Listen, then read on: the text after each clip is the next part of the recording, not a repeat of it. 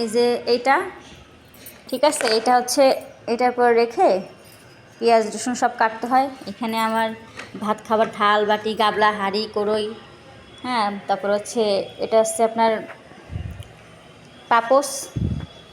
এখানে আমি বাজারও করেছি, এই বেগুন, চাল, এই ভিতরে আরও কিছু আছে, মাংস, মুরগির মাংস রান্না করব, পেঁয়াজ সব আছে।